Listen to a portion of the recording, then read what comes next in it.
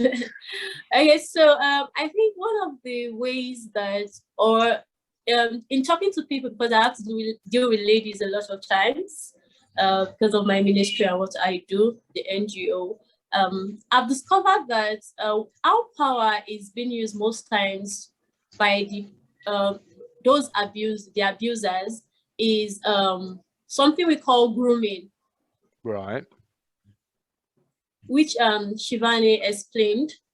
You know, they're taking these people. Some is just, you don't even know it. It's very subtle. No, they just start, they gain your trust. They might do something that you like, accept you, stand up for you. And before you know it, they start grooming you. They start grooming you. So it's not something that just happens. Aside from the one where, you know, there's the power play, where there's somebody at the top and there's somebody beneath. Okay. For those in the same level, what they do is they groom you. You don't even realize it until you are deeply in it and they've done what they want to do with you. But for the power difference, most times you are dependent on them. It's either you're working for them, you in an economy like ours, it's hard to get a job. Okay, so when you get one, you don't want to lose it. So if your boss decides that he wants to have his way with you, it's going to be a tug of war, because you don't want to lose your job, especially if you have a family depending on you. You know, if you lose your job, this is affecting like 10 people.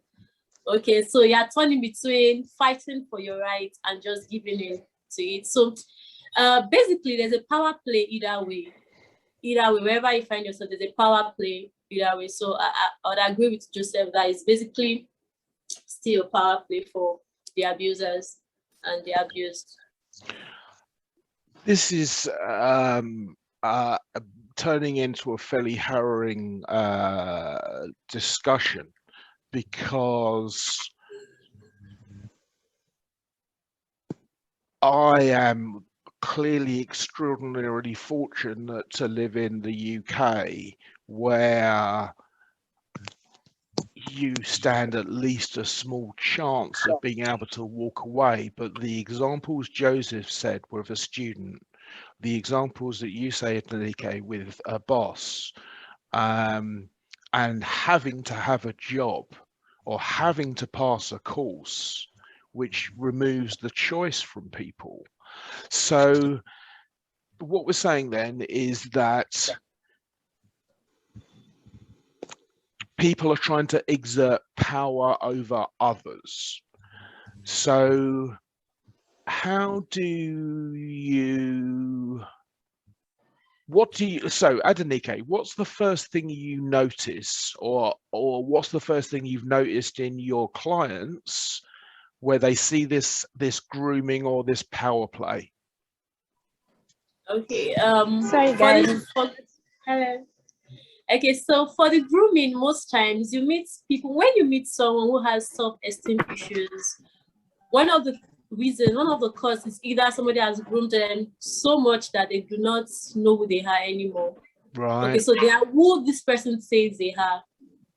So you meet this beautiful young lady and you're wondering why this lady does not believe in herself, or this lady is always seeking for attention, for somebody to praise her. You know, there's just this wanting another person to validate you. When you meet someone like that, you should, not everybody, okay, there are different kinds of abuse actually, okay? So almost every time you meet someone with low self-esteem, there's always an iota of abuse. It might be from the parents. Okay, I don't know how it works in your side. You should see some parents, the way they talk down on their children. So you see children growing with very low self-esteem. Low self-esteem is like they have esteem. Some don't even have any. Right. Okay, when you tell them they're stupid, they believe they're stupid and they keep saying it and they live like they're stupid. Okay, so most times the first thing for me is that I notice that a lot of them have low self-esteem. Whatever you tell them, they take it, they swallow it. They will not ask questions. They will not try to find out. They don't have a say about anything. Okay, so that, I think that's a major point for me. Okay, so FIFO, you've joined us again.